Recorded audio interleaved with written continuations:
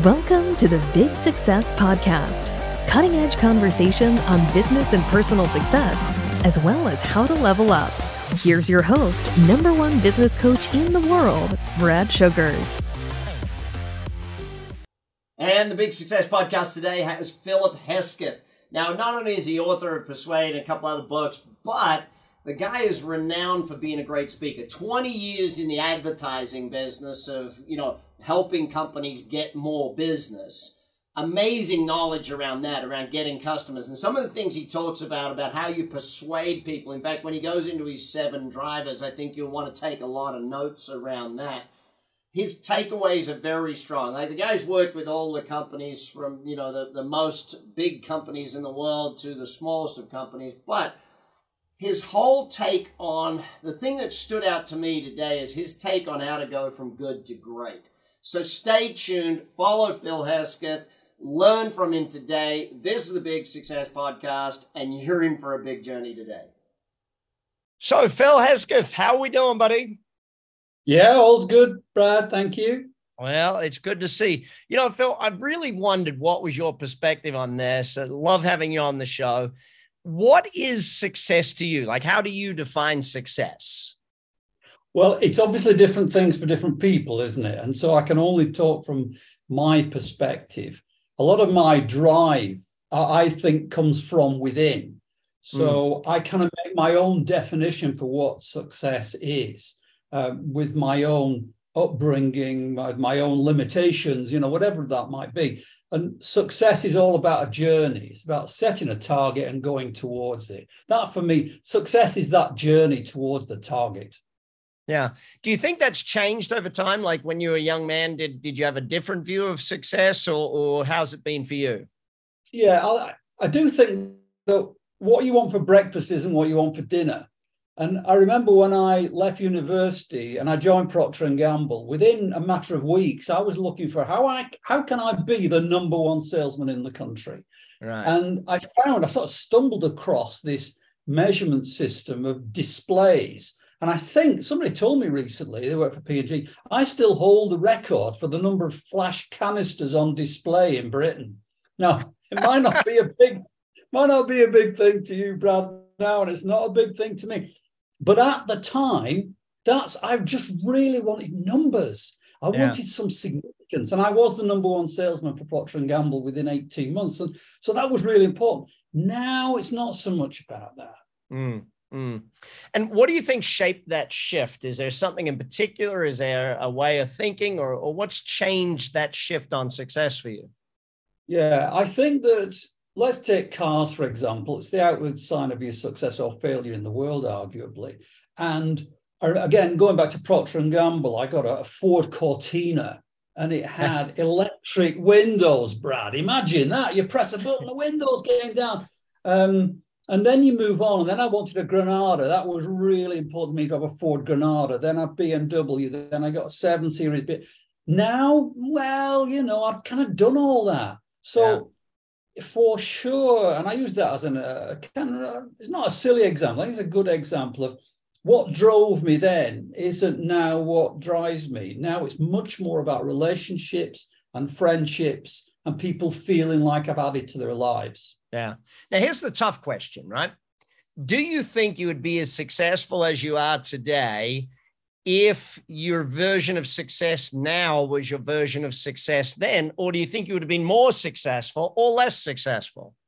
I think, well, you have to define success, don't you? I think I would have been less successful, because if at the age of 21, 22, 23, just out of university, I thought success is having friends and good relationships with friends, etc.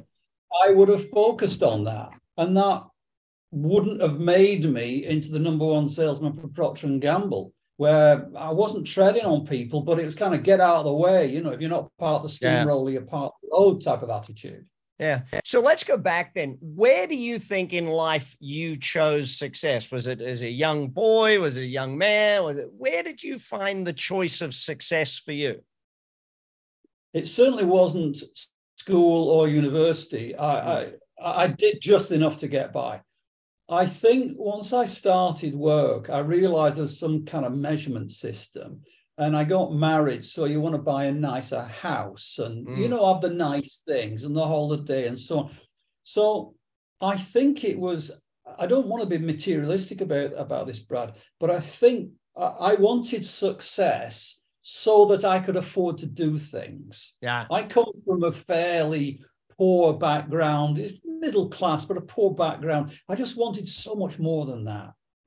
It's interesting. The whole materialism thing does seem to drive a lot of people when they're young. And I don't see it as a bad thing. I see it as a strong thing to want to have the good things. I know with my kids, I've given them all the good things and now said, right, now you're off on your own. Go find a way to make it happen for yourself.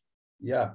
And there's a disadvantage, isn't there, in being in any way a privileged child where you've only ever traveled business class. It's a hell of a drop down to economy once you've been used to business class. Whereas if you've worked your own way up from economy to business class to first class and so on, that's a satisfying journey. So I always tried to give my three boys enough to give them experiences, but didn't allow them to feel privileged in any way. Yeah. And they're now happy and up and running and so on. Let's then talk about your philosophy on success. What do you have, a model or a formula, or how does success happen? What's your thoughts on that one?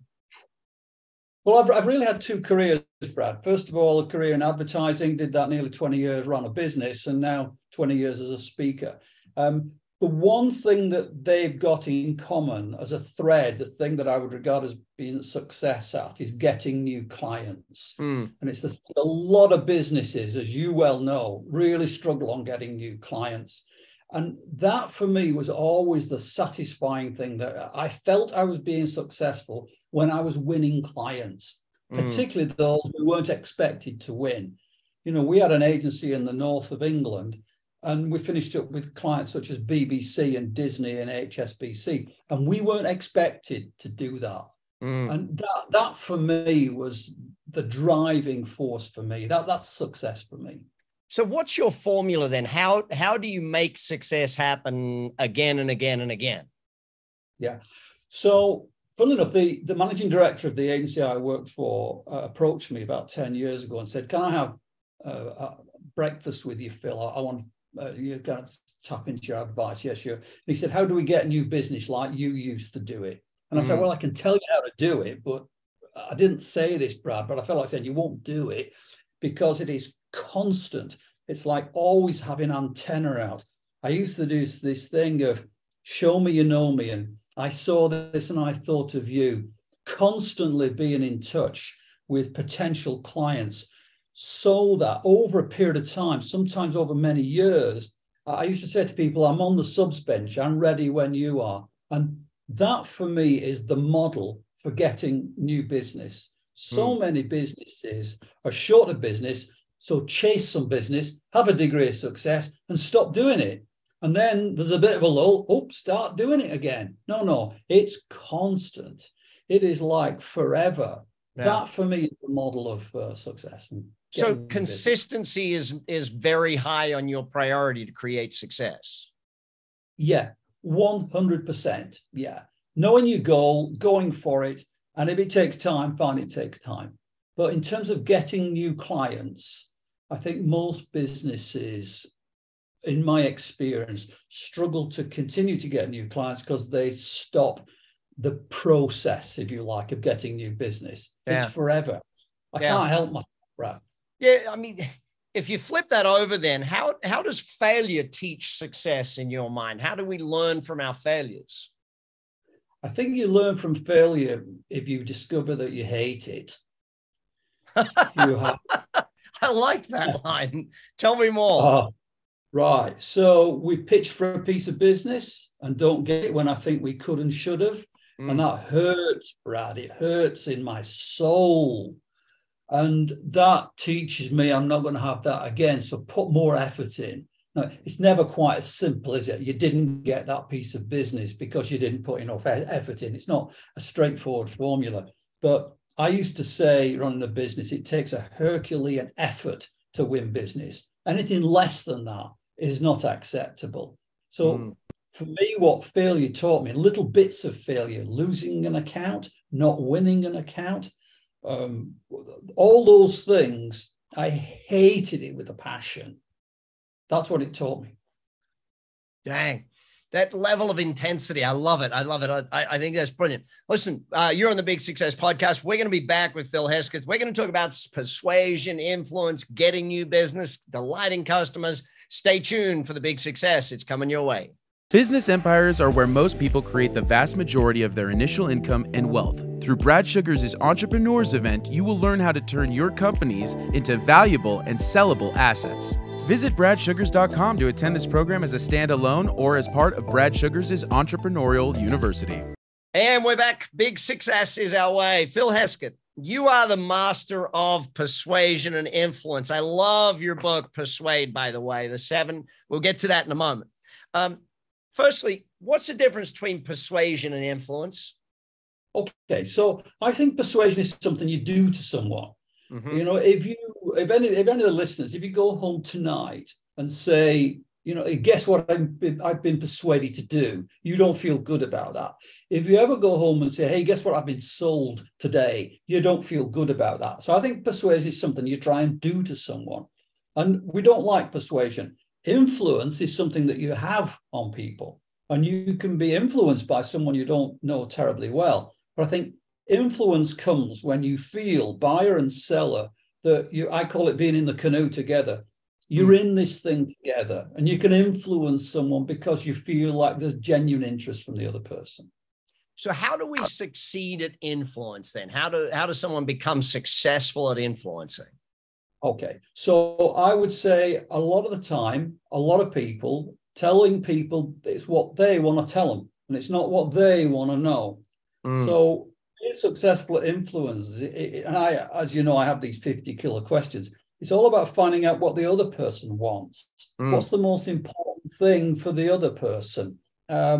What is it that they're after? And then helping them achieve that. And at the same time, trying to slowly shift them to your point of view. So for me, the key thing is to find out what the other person's motivated by. What's important to the other person? Yeah. So you've got, as you mentioned, you've got the killer questions. How does someone become a questioner? Is that just a natural thing, or is it a learned thing? I think it's a learned thing. I think you've got to have a genuine interest in people. It's interesting, if I go back to my time with Procter & Gamble, I learned the 8x7, the 8 steps of the selling call and the 7 selling tools. I could probably still do it now, but it's very much turn features into benefits. Wham, bam, thank you, you know. And that's not like that now. We've all wised up. So for me, the key thing is to, and I often say when I run sessions, if you only remember one thing from this, just ask a question. Yeah. Just if you're in a query, if ask a hypothetical question. But I do think you have to learn it, and then it becomes natural. Yeah. So let's go to the top 7 then. Let's start with the 3 big ones and help people understand that change or that psychology, that shift to becoming an influencer. Yeah. So my 7 psychological drivers, the first 3, as you say, are the most important. We all want to be loved. And by loved, I don't mean hugging and kissing. What I mean is, I know what everybody's clients and customers they want. They want to feel like you truly care. Are you interested in me? Do you love me? Secondly, we all want to be important. And that doesn't mean, hey, look at me, I'm the most important person. You know, often people recognize that they're a cog in the wheel, but they're an important cog. What they're doing matters. And then after love and important, we all want to belong. You know, we like to belong to groups. Everybody listening to this, Brad, will belong to a group. They belong to a ski club, a canoe club, a running club, a bridge club, whatever it might be. And when I ask people what's the most important thing in your life, they always say the same thing. They say family. Why is that? You feel loved and important and belong. And in terms of influencing people, if you can allow the person that you're trying to influence to feel like you truly care, that they are important to you and you belong, then you'll have much more progress. I often talk about the biggest single question you can ever ask in life is, will you marry me? there, in my opinion, there's no bigger question than will you spend the rest of your life? You're probably correct. That's the ultimate sale. Isn't it? I'll close that sale. And almost always you get a yes. Why is this? Because you've discussed the future. And you're basically saying, I think my future will be better with you. Do you think your future will be better with me? I love you. You're important to me. We belong. And so that's why they're the three most important fundamental psychological drivers. Yeah. So how does someone succeed at that? Are there steps to each of those? Yeah, I would say so. Again, the key thing is you've got to truly care, and truly want to be interested in your clients, your customers, and so on. But it comes back to this questioning, Brad. You see, if you ask somebody, what's the most important thing to you about the service we're going to provide? What's the most important thing to you about our relationship? Well, automatically the other person feels important. They feel loved, like you truly care. You feel like it's me and you together. Now, there are plenty of other questions, but for me, the most important thing is, what's the most important thing to you about? Let's dive over to the other four then, because I still think, even though they're not your top three, they're in the seven, so we got to cover it. Sure, yeah. So they're not really in any particular order after loved, important, belong. But one of the things we have to recognize is that the way the brain works is that once we've got a view and an opinion and a belief, we look for evidence to support the belief that we've got. That's the way the brain works. One of the things that's always fascinated me is placebos. And nobody really knows how they work, Brad. That's the truth. The best medics don't really know how placebos work. But what we do know is people have beliefs. And you have to recognize people have got a strong belief on something. You can't tell them that they're wrong. You've got to say, hey, that's interesting. What draws you to that conclusion? Is there any evidence to support that? So recognizing belief. Then we all want a balance of life in our lives of certainty and uncertainty. So if you're going to watch a rugby match, a cricket match, you're going to the theatre, whatever it might be, you want to be certain you've got a seat. You want to be certain what time it starts. You want to be pretty sure what time it'll finish. You want a certain where you park your car, but you don't want the certainty of outcome. There's no fun if you know the result of everything. It's like watching a movie when you've seen it before. It's like watching a football match when you know the score. So we like a balance of certainty and uncertainty. And if somebody doesn't want to do what you want them to do, it's because they're uncertain about something. There's something about the future they don't like. And then the final two are I've always found this fascinating, that people who want to run quicker. People who jump want to jump higher. People who play cricket want to score more runs. Everybody wants more. Everybody wants growth. And I have spoken at hundreds of sales conferences, as you have, Brad, over the years. And I've never yet heard a CEO or a sales director say anything along the lines of, hey, we had a good year last year, so this year, let's not worry. Que sera, sera. Whatever. Nobody ever says that. They always want more. Why is this? Because we want growth, because we're driven. And then finally, we all want a place. And for some people, it's a place of worship. For some, it's a position at Starbucks.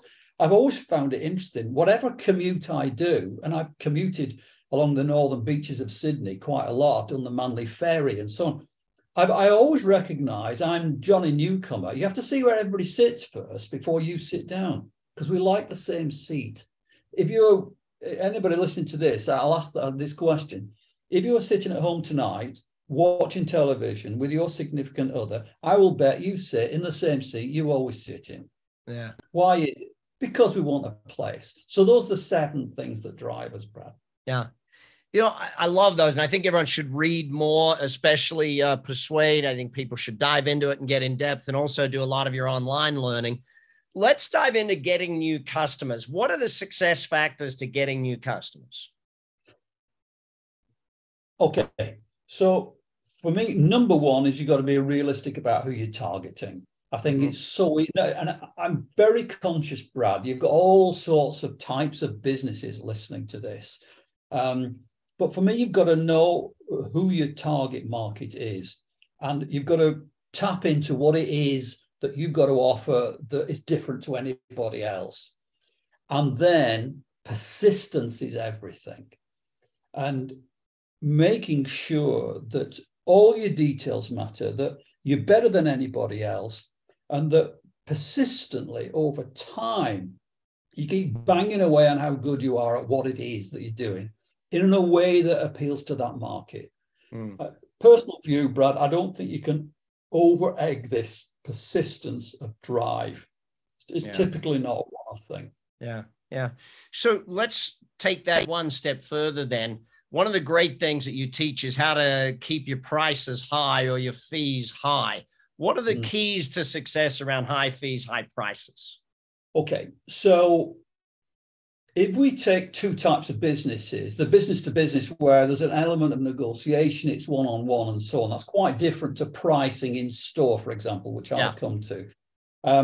So again, if you, first of all, are brave, that's the most important thing. You know, I'll bet everybody listening to this, and I've had these experiences too.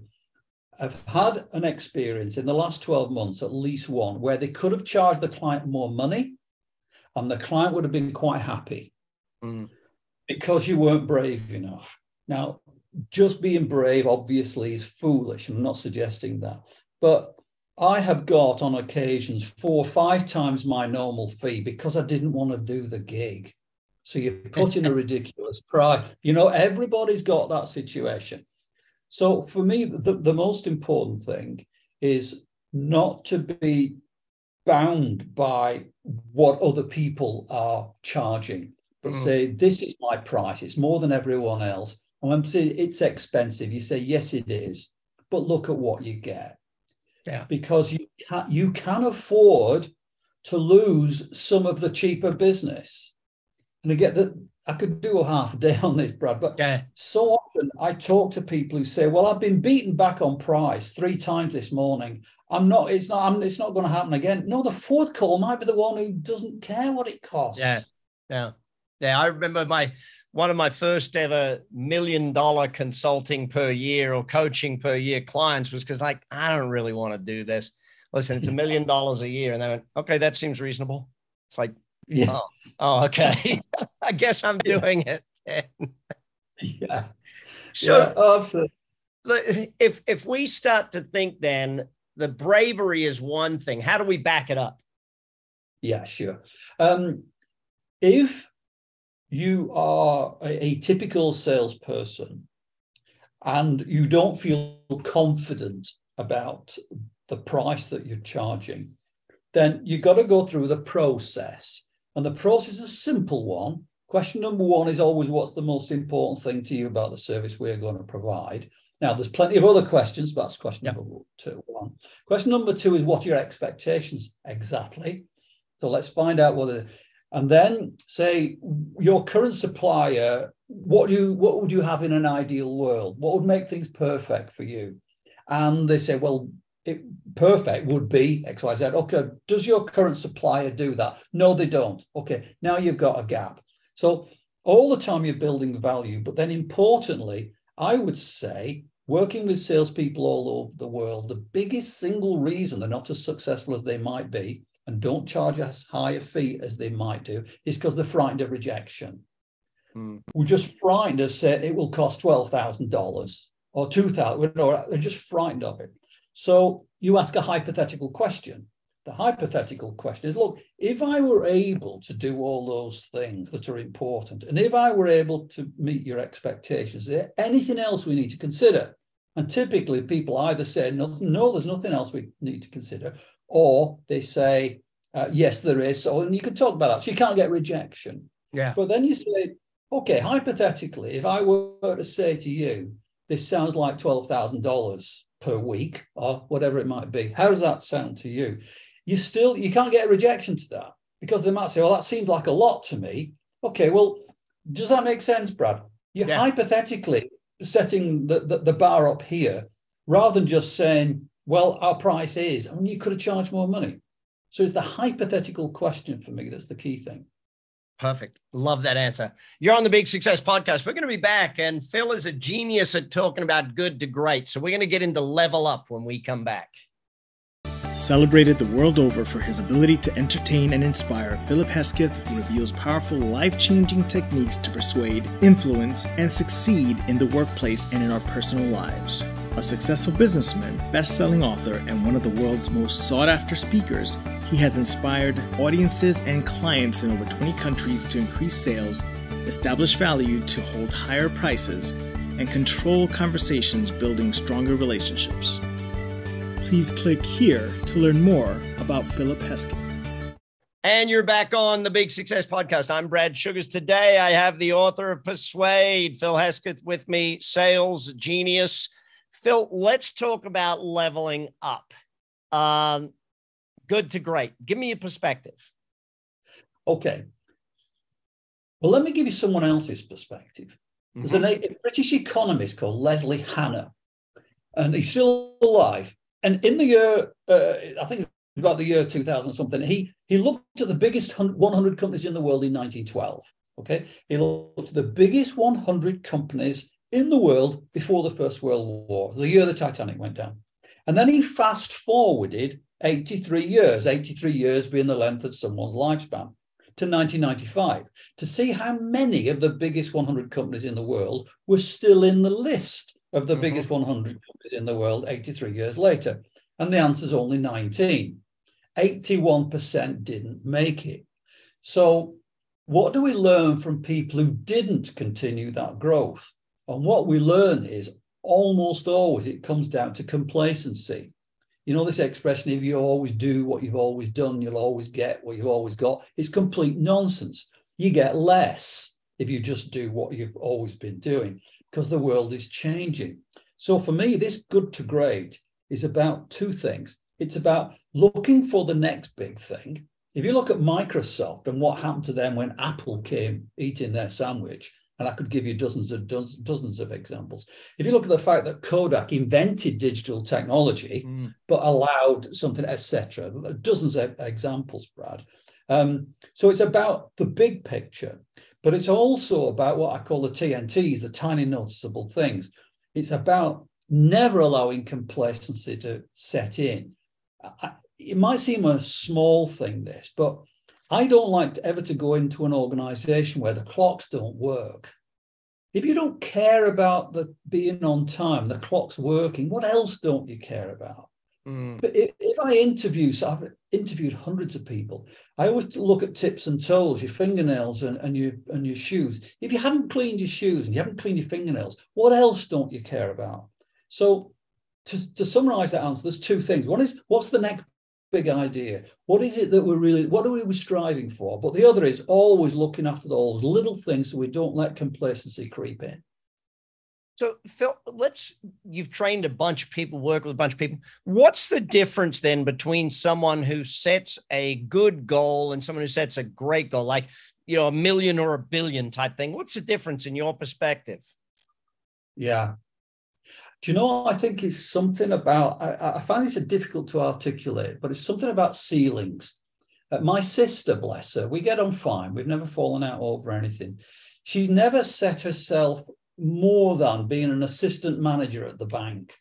She just never thought that was possible. And I use that as an example. I have friends who are successful in that they earn good money, they have a happy wife, a family, etc., but just never thought they could do it. So I find it difficult to articulate, but I always thought we could be the biggest agency in Britain. Even now, I say I want to be the best speaker on the planet. Now, and I don't say that in an arrogant way, because I'm speaking to somebody who's, you know, can lay claim to that. It's more about saying, I want to be as good as I can be. Yeah. I want to get better all the time. So that for me is what that's about. It's not, I want to be, you know, I haven't got a measurement system of being a speaker in the world. You know? It's interesting because I asked that question of a lot of successful people, and the answer is very similar. You're saying it's almost just having the bravery to go for it or to even choose that. Yeah, but also being driven. I do some work for Lexus Cars, and as a consequence, I was invited to play golf with Colin Montgomery. And And if anybody listening to this doesn't know who Colin Montgomery is, just say, he was a very, very successful golfer, one of the best in the world at the time.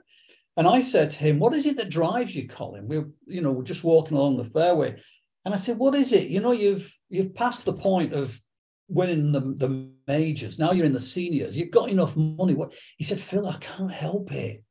I'm just driven. And he summed up what so many people have said to me, because the nature of what I do for a living, I get to meet some famous people. And I asked them that question, what is it? And it's almost like an engine within them, Brad.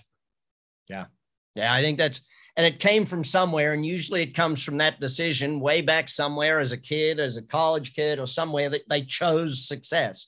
It's quite phenomenal that way.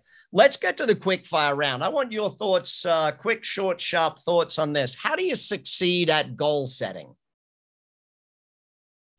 Well, there's SMART goals: specific, measurable, achievable, realistic, time. Not a fan at all. I think it should be specific, measurable, awesome, ridiculous, and timed. So that, I set myself the goal of changing the weather in February, and everybody laughed. I said, no, I'm going to go and work in Australia. Who do you know in Australia? I don't know anyone, Brad. But I was just determined to do it. And if it's important, you find a way. If it's not, you find an excuse. And I had 17 consecutive years of January, February, March living in Australia till COVID hit. So for me, the most important thing about goal setting is just don't set it with your normal parameters. Love it. How about self-development? How do we succeed at self-development? First of all, you've got to want to be better, haven't you? I'm surprised at seminars and workshops I run where I say to people, put your hand up if you're reading a book on self-improvement. Very, very few people. And I say, look, if you're not reading a book on self-improvement, there's only one or three reasons. Either you know everything, there's nothing for you to learn, or you don't care about your career, or you can't read. There aren't any other reasons. So read some more books. Make a start. All right. Well, how do you succeed at relationships? Care, isn't it? I've been married to the same woman for 40 odd years now. I have a good relationship with my kids, because if you said to me, but what's the most important thing in your life? It's my relationship with my wife and children. If that goes all to pot, then what's been the point of it all? So I think the thing about relationships is truly caring and doing the little things and saying thank you and doing things for people without not only not expecting any reward, but without them even knowing. I love helping people who don't know me and will never know me. I just kind of know within myself. And as a consequence, I think you improve your relationship. Love it. Love it. So, Phil, you've had a lot of advice over the years. You've read a lot of stuff. What's the number one thing you've been taught, or what's the best quote you've ever read on success? I thought about this. I think it's that just because someone's not on the same path as you doesn't mean they're lost. So success for me is one thing. Success for you is another thing. Success for anybody I meet in the pub tonight, success means a different thing for everyone. And I remember doing salary reviews and the agency, and some people just wanted to work in the accounts department, get home at 5 o'clock because the dog was the most important thing in their life, and it's okay that it wasn't okay for me, but it took me quite some time, Brad, to recognize and accept that just because they're not on the same path as me doesn't mean they're lost. Love it. Phil Hesketh, major author, does a bunch of online trainings. Please connect with Phil. Hit the buttons below. Make sure you are on his stuff.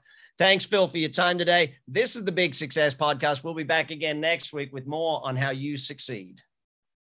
And that's the Big Success Podcast for today. Hopefully you took a lot of notes. Hopefully you learned a bunch. And hopefully you're going to take action on it. BS, Brad Sugar's Big Success. Take action. Check all the show notes for all of the links. So make sure that you have links to every single thing that every speaker has in our show notes. Check them now. Click the links. Take advantage of it. And I'll speak to you again next time on the Big Success Podcast. You've been listening to the Big Success Podcast with the #1 business coach in the world, Brad Sugars.